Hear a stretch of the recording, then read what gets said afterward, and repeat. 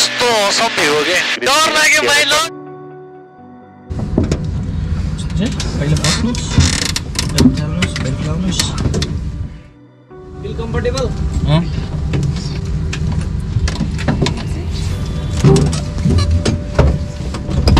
भाइको जीवन भाइको भाइ लाज लाग्ने कि सुरुमा बोल्न चाहिँ क्लियर त खुट्टा चाहिँ त्यसमै राख्नु होला डर लाग्यो भने यहाँ समात्नु होला ओके लेट्स गो दिल्लीमा रिक्वेस्ट ट्याक्सी अहिले चाहिँ छुट्टीमा आएको थिएँ हो महिनाको छुट्टी छ ओके ठ्याक्कै यही टाइम मिल्यो क्या अहिले चाहिँ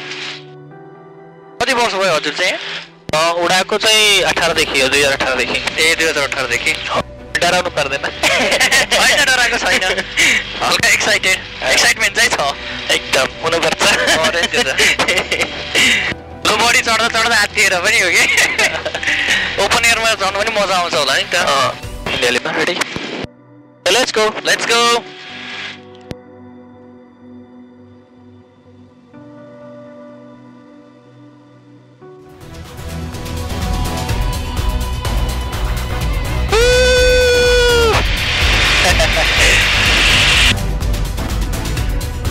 Wind light. कस्तो छुट्टै फिल हुँदो रहेछ त्यसमा चाहिँ पोखरा के देखिन्छ लाइट छ नि त त्यसले गर्दा सबै फिलिङ आउँछ के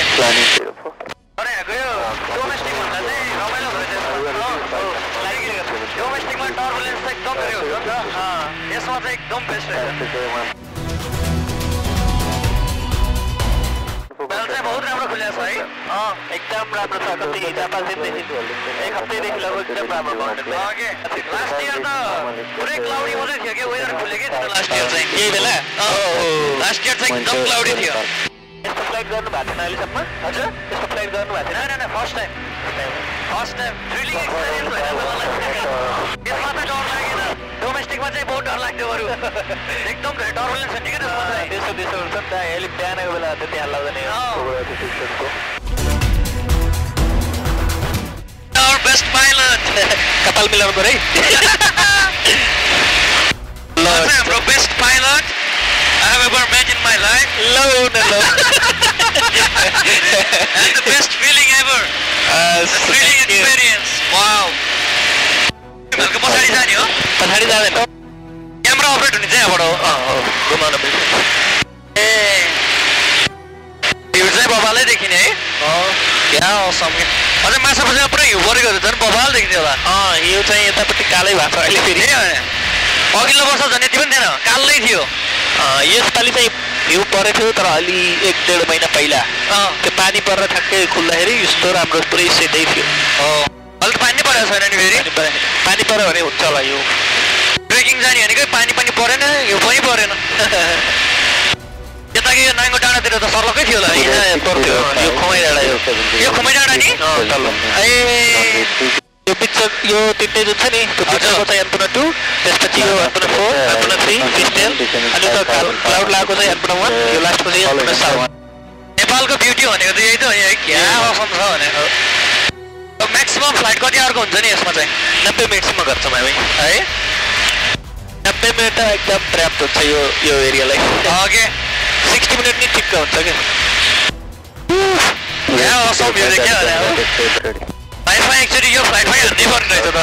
अरूलाई लाइफ टाइम ब्यान्ड अलिअलि हल्ला छ यो उसमा डाँडामाथि कतिको हाइटमा छ नि अहिले हाम्रो हामी 10,000 पुग्ला छौँ ए 10,000 फिट यो चाहिँ हाम्रो किलोमिटर पर आवर हो स्पिड चाहिँ यो हो किलोमिटरमै छ यो ए अहिले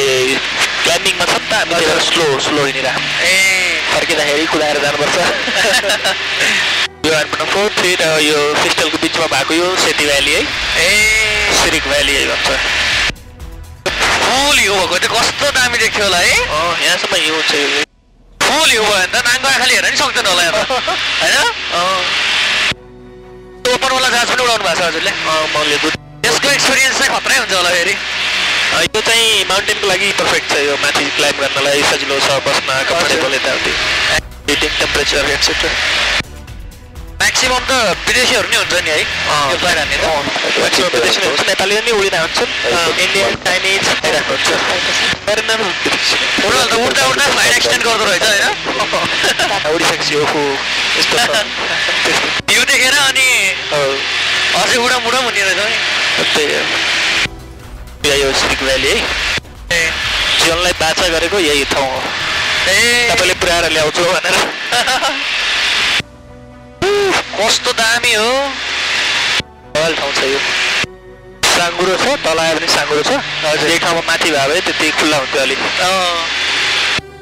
हाम्रो अन्नपूर्ण 4, 3 र फिस्टेल यो बिचको भ्याली है कस्तो असम भ्यू हो क्या यो सबसे राम्रो ठाउँ हाम्रो रुटको यही हो है 1 hour 90 minutes गयो नि सबसे बेस्ट ठाउँ यही हो ल अब हामी फर्किन्छौँ है समयले साथ दिएन आज फ्लाइट बिहान 6 बजेदेखि उठेर आएको नि यसको म्याक्सिमम हाइट कति हुन्छ नि यसको हामी यसमा 1500 फिट We did it! त्यो क्लाउडहरु जस्तो देखिया छ नि त्यो चाहिँ कुन ठाउँ हो त्यो चाहिँ मानुकोट त होइन होला स्याङ्जातिर होला स्याङ्जा हो त्यो मानुकोट त यतापट्टिको मानुकोट चाहिँ मानुकोट हुँदै पनि फ्लाइट हुन्छ तपाईँको हाम्रो हुँदैन त्यही कुन्ताहरू आउँछन्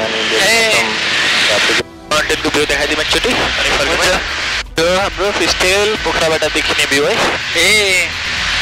पोखराबाट हेर्दा चाहिँ स्ट्रेट तर यहाँ चाहिँ स्ट्रेट नरहेछ कि है ढल्केको जस्तो रहेछ नि त दादा यसको पछाडिको भाग चाहिँ एबिसी हो नि त पछाडिको भाग यो टु पिक्स छ नि हजुर माछाको पुच्छर जस्तो यतापट्टि वेस्टबाट एबिसी जाँदाखेरि पछाडिको भाग पनि भवाल रहेछ कि यस्तो असम देखिने कि यो कमाइबाट चारैतिर यो पर्ने हुन्छ नि यो एक पनि छैन डाँडा सुक्खा रहेछ एक पनि छैन यहाँ यो तलको गाउँ घाँचुक है हजुर तलको गाउँ घाँचुक यो चाहिँ खास किन भयो यो कन्ट्रोल यही हो त्यसले नै हुने हो तल माथि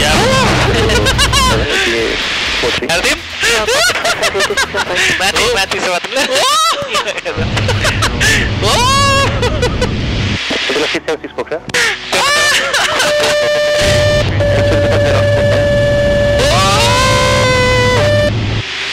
estimate 3 months. Oh my god! डर लाग्यो माइ लर्ड भन्ने हो क्या चलो सिधा चल्ने अब तपाईँहरूलाई डर भन्ने कुरा चाहिँ लाग्दैन है लाग्छ नि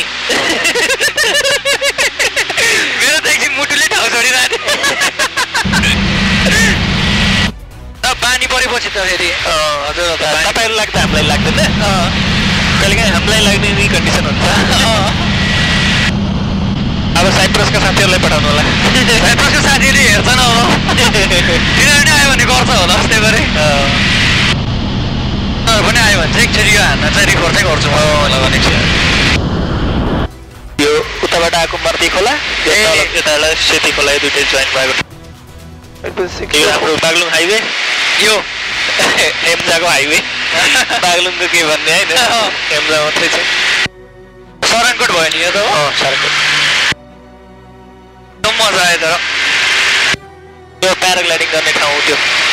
यो है त्यो हरियो हरियो ब्याटो छ यो हरियो बिच्छाको होला हो त्यस्तो ठुलो छङ्गै भिड त नरहेछ त पुरै उड्ने हो नि त दागुरेर हामी पुम्दीकोट आइपुग्यौँ पुम्दीकोट शिवजीको स्ट्याचु हर हर महादेव हर हर महादेव हर हर महादेव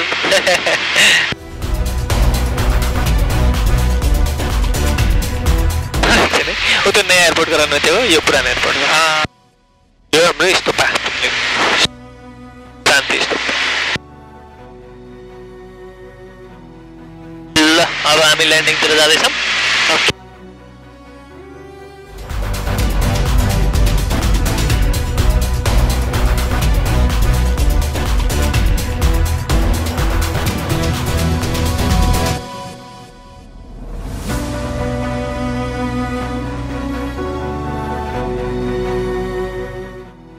रनवे चाहिँ अहिले हेलिकप्टर फ्लाइटले मात्रै युज हुन्छ अहिले चाहिँ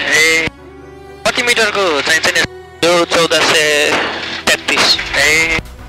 भिडियो बनाइरहन्छ यो भाइले यो भिडियो राखी कडा हुन्छ फेरि किसिम भिडियो बनाउँछन् यिनले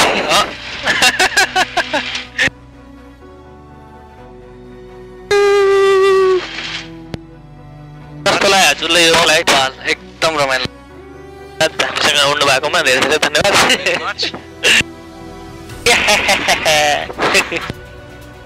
बाबाल के बाबाल किसिम भाइरल के भाइरल हो Guys, so we are done for today. Thank you for watching and please do subscribe to my channel. हाम्रो च्यानललाई सब्स्क्राइब गर्नु होला. धन्यवाद. फेरि भेटौँला अर्को ब्लगमा. See you. Good day. Jay Nepal.